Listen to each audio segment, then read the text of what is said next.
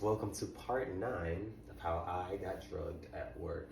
So, again, we're around Halloween time. My supervisor calls me in the office, and as we're preparing for the Halloween party, we're working it out on how we're going to do these announcements.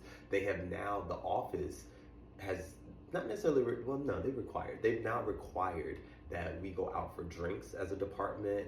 One of my clients, they were treating us to drink. So during this time,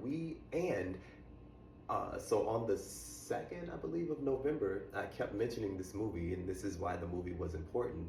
The movie that I had filmed before I started this position was submitted into multiple film festivals, and it was a selection in one film festival, and it was an honorable mention in another. And so I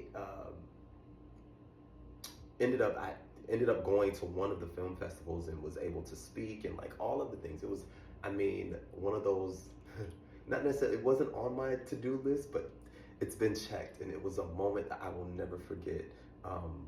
So in preparation for that though, all of the this is what was going on in my mind leading up to Halloween. Again, the reason why I'm just here to do my job and go home. I have a whole other major existence going on, and as I stated at the beginning, I am a one-man show. I don't have people coordinating my, what I was alluding to I don't know if it made the final edit, but what I alluded to in one of those earlier videos, and I was talking about people living in LA and presenting one thing but really doing something else. Like, I've always presented authenticity. Like, I've never tried, I don't, and again, this is no shade to anybody, but I don't try to doctor videos. I don't try to trick people into thinking one thing or believing another.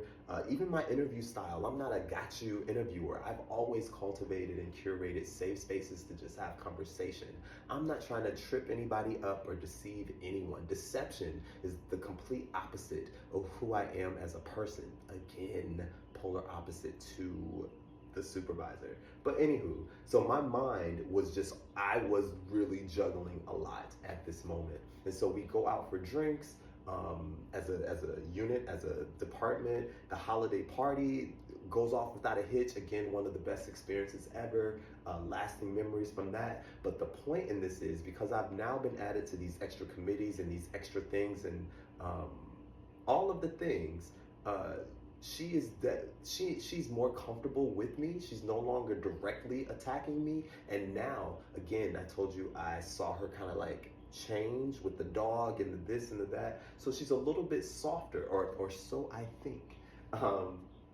And so we get through, we go out for drinks, all of the things happen. I've been added to group chat, so she had already had my number, but now I know that she has my phone number at this point. Nothing happens with these drinks. Everything goes off without a hitch. I did feel, and I'm just being honest in this moment, just for context, I didn't really want to go to one of the drinking events, but I felt pressure to go. I always felt an extra layer of pressure to attend some of the functions outside of the work environment. But nonetheless, I went, had a great time, no issue. So when I leave to go to this film festival, I come back, I'm sharing, because again, she's asking about it. I'm still riding a high from going and all of the things. I'm showing her pictures. If you ask me, sure, I'll show you, but am I just going to on my own show? No, but she was asking. And so again, it's kumbaya and roses. I feel comfortable, even though that word said don't get comfortable. At this point, I've completely applied it in a different way. I thought it was saying one thing, but it was literally saying don't get comfortable with this individual. But nonetheless, I'm showing pictures, again, giving her an up close and personal view of my dual existence. Again, some of the stuff I haven't even posted on social media. So then we get past Halloween and we get to the day in question, which was November 11th, 2025. It was around 10 a.m., 10, 11 a.m. My supervisor, I come in at my normal time, 8 a.m. My supervisor calls me in her office. She tells me that she has some candy that she wants me to try. Now, ladies and gentlemen, as I've mentioned to you before, she was known for having exclusive candy. Halloween has just ended. There was some lingering, I can't remember what they were. I'm a Twizzler fanatic. I don't think these were Twizzlers, but they were in the Twizzler family. They definitely weren't red vines, but they were like a series of colors, and they were kind of sour, and everyone liked all of them except these two colors. So these two colors lingered in the office well after Halloween, but because I'm, at that time, a junk food candy fanatic, I was munching on this candy that I didn't like. So now, again, back to the 12th, my supervisor calls me in her office. She says, hey, I have some candy that I want you to try. My assistant, whom I won't name in this particular video, she had tried the candy and she didn't like it.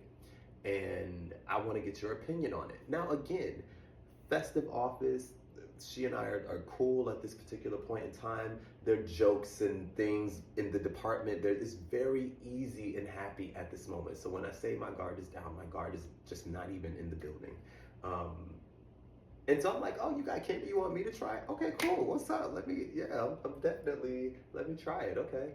And so she calls me in, I sit down, and she literally says, like, I can't, every time I tell this story, I don't know if I'm amazed that she was able to pull this off, or am I amazed at me, like my action in this. Like I'm still at a loss. I still can't believe that this happened.